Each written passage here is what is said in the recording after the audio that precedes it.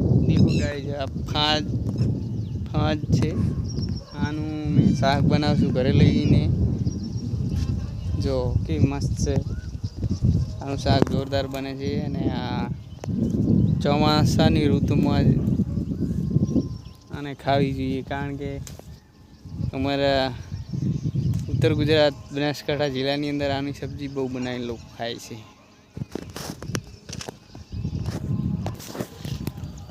તમે લોકો પણ કોઈ આનું શાક ખાતા હોય તો કોમેન્ટ કરજો કેવું ટેસ્ટી બને છે. ચણાના લોટનું પણ બને છે, બાજરીના લોટનું બને છે, ઘઉંના લોટનું પણ બને છે અને એ રીતના બનાવવામાં આવે છે. પહેલાં તો શેંગતરા બહુ થતા હતા એટલે શેંગતરાને આમ ભાગીને ભૂકો કરી નીચે પાણી રેડવામાં આવે છે.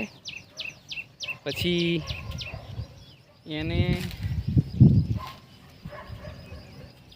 પાણીની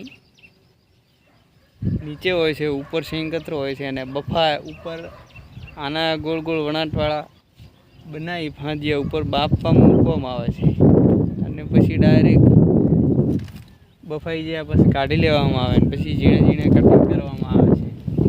કટિંગ કર્યા બાદ એનો વઘાર કરીને એની સબ્જી બનાવી દેવામાં આવે છે.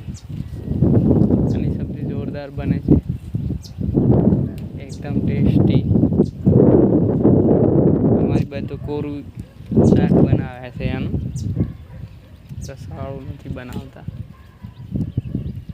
આની સબ્જી જોરદાર બને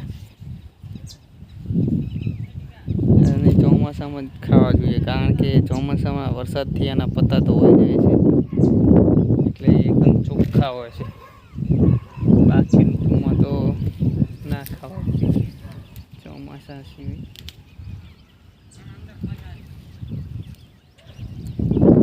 સકડે છે અહીં 5 હારીને અહીં હારીને ગોત ગોત કરે ત્યાં સુધી હું જબલું પરણ કરે જતો રહીશ.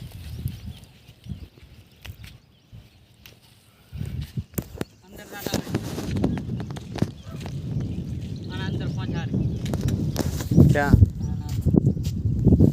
મારે તો મારે જ ચાલી જવાનું